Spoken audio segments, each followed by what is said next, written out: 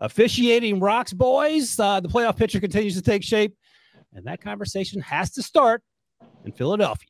Can I ask a question first? Where the 49ers came to town as favorites. The Eagles tried to use that as motivation, Brinson. That didn't work. Tried some in-game motivation, courtesy Eagles head of security, Big Dom DeSandro. And when that didn't work, they just had to sit there and take that whooping to the tune of 42-19. All right, Willie. I have a question before we get started. Nope. You got to let me finish, and then you can ask your question. That's the new punishment for being late. The 49ers are still tied with the Lions for the second best record in the NFC. But two questions. Are they the best team in the conference? And are they the best team in the whole entire NFL? I think more importantly, the question is, what temperature do you have your hotel room in the Marriott you're staying at set to, Breach? Because everyone knows the giant air vent up there in the Marriott. If you, like, I can hear that MFer blowing hard. So I'm at 65 for you. I would say, Wilson, to answer your question, that the 49ers are the best team in football. Like, and it's not even close. I think this is a really, really dominant team. I'm thrown for a loop by what Breach is doing right now. But I think this was a statement game by San Francisco, fully healthy. We've seen two very distinct San Francisco 49ers teams, right? We've seen a San Francisco 49ers team that is missing Deebo Samuel, that is missing Trent Williams, and struggles on offense. And then you see this team with Brock Purdy, who is, dude, Brock Purdy's, look at this. Most games with a 140 or higher passer rating in a single season since 1950. Brock Purdy has tied Aaron Rodgers in 2011. He is Tom Brady in 2010, Tom Brady in 2007, and Roger Staubach in 1973. Now, I know that Rodgers and Brady in those 11 and 7 won MVPs. I'm not sure. Did Brady win MVP? Brady also won in 2010. Okay, also won an MVP in 2010. I mean, I'm going to blindly guess that Roger Staubach won MVP in 73. I don't know the answer. Could be wrong. Could have been a running back or defensive player. Then who the hell knows? Was OJ. Was a running back. Thank you, Breach. Great work. But the point being is, like, I think there's a fascinating discussion about how Kyle Shanahan went out in the draft, traded a ton of draft capital to go up and get Trey Lance. It didn't work out. And remember all those articles about how Mike Shanahan told Kyle, like, dude, you got to go get the guy that can take this offense to the next level.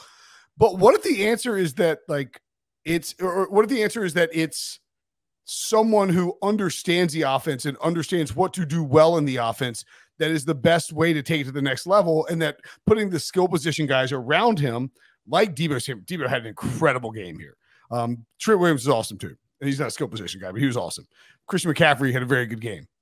Brandon, they can lean on, George Kittle had a nice game. They can lean on different guys. It felt like this was if we've got a quarterback, we feel like we're the best team in the NFC, and you're lucky we didn't have a quarterback last year in Philly type of game for the 49ers.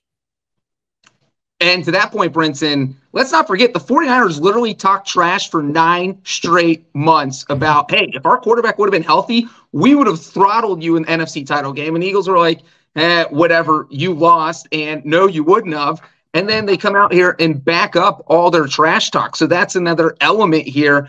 And so to answer Wilson's question, I absolutely do think the 49ers are the best team in the NFL if they are completely healthy. Because what we saw earlier this season, when Brock Purdy got banged up with concussion, when Trent Williams missed a couple games, when Deebo Samuel missed a couple games, every one of these guys play a big piece in this puzzle where some teams you could take out a receiver and it doesn't completely change the dynamic of the offense. But we saw the 49ers lose 3 games in a row when they were without Deebo and when they were without Trent Williams. So they need all these pieces together. So staying healthy, which the 49ers have not been able to do, feels to me like their biggest challenge right now. But if they stay healthy, I feel like they're a lot better than anyone. And this is coming from someone who is a fan of a team who beat the 49ers by 2 touchdowns when they did not have Deebo and they did not have Trent Williams. By the way, shout out. Hold on. Shout out to our friend Katie Mox in the chat here celebrating the 49ers victory. Hi, Katie. Keep going, Wilson. Okay. Yeah. I was just going to say, talking about that game in Cincinnati that Breach talked about. The thing is, Brock Purdy didn't actually play bad in that game. He got concussed again at the end, I think. And there was that great interception by Jermaine Pratt, which would have been a walk-in touchdown for Elijah Mitchell at the end. Logan Wilson had that really good interception as well. Brock shouldn't have thrown that ball, but I think one of the talking points during a 3-game losing streak started with the Browns and the bad weather. Then it was a Minnesota game where the defense sort of fell apart for San Francisco. Brock played pretty well in that game. And then it was that Bengals game where we thought the Bengals were back until Joe Burrow got hurt. But Brock has actually not played bad, and there's been sort of a recurring theme that he's not that guy, especially during a 3-game losing streak. He is every bit that guy. They got off to a slow start. They were down 6-0. Felt like they were down 25-0, and then they came storming back, and that was a wrap on that. And again, I think the talking points that we all have made clear here is if they're healthy, they're not unbeatable. We've seen them lose football games, but not at full health. Also worth noting, Talanoa Hufanga has torn his ACL. He's out, and that defense absolutely lit up the Eagles' run game. So we said last week after the Eagles won that game the way they won it, that they have yet to hit on all cylinders, and I think that's exactly where we are. I don't think they're any different than the team that we knew. They just couldn't summon the football gods to will them to that win, even though, again, Big Dom. Breach, you seem to be a connoisseur of sort of rando things happening on the sideline. What is your take on Big Dom? The head of security, you had to get kicked out of the game. What is Big Dom doing? Like, you can't just be out there. Honestly, and not to bring Bengals Steelers in this, but it reminded me of Joey Porter of that whole situation. When you have a random person who shouldn't be on the field or shouldn't be near the field trying to instigate players. I mean, Drake Greenlaw can't do what he did, but I don't kick him out because Dom shouldn't have been there. So the person it was just an insane situation, and the 49ers got the last laugh, so I don't think they care anymore. But, I mean, that was so bizarre. Well, did you see the pool report from Zach Berman at ZBerm on Twitter? And I'm paraphrasing here a little bit because I just don't have it in front of me, but Jeff McClain retweeted it. The officials, they were asked about it. Zach asked about it, and they said, well, here's the problem. Here it is. Walt Anderson. They talked to Walt Anderson. They didn't even talk to an official. They talked to the VP of officiating.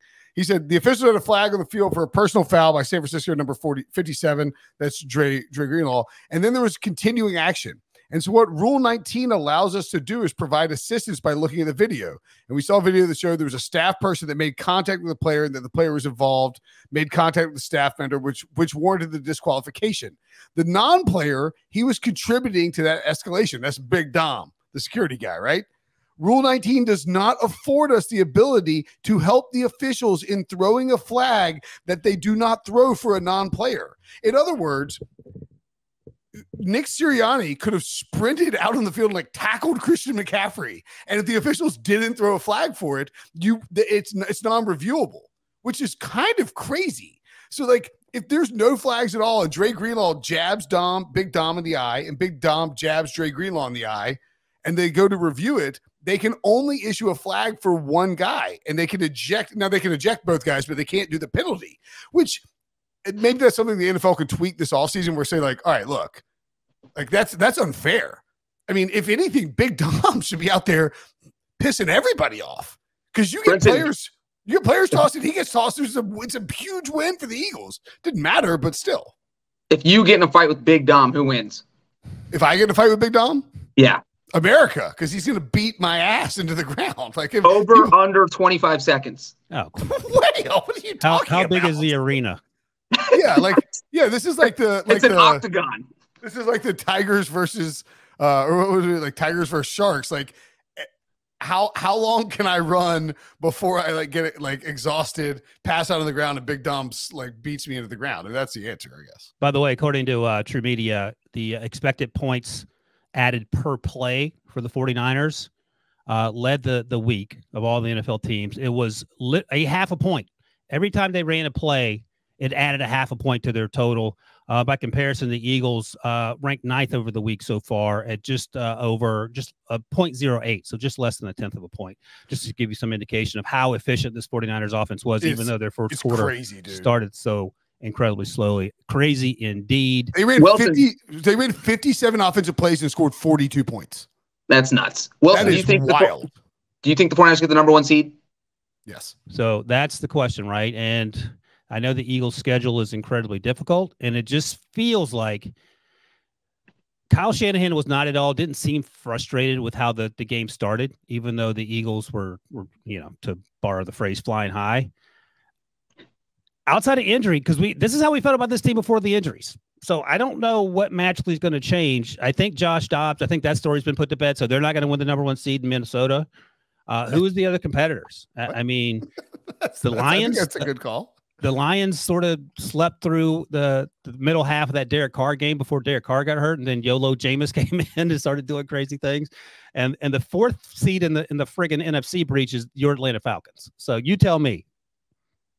It's a 3-team race. That's just what it is. Is it 3 teams? Yeah, I mean 10-2 Philly, 9-3 San Fran, 9-3 Detroit. I mean, are the Cowboys in that? They're only a game back. They're right there. Are the Cowboys going to steal the NFC East?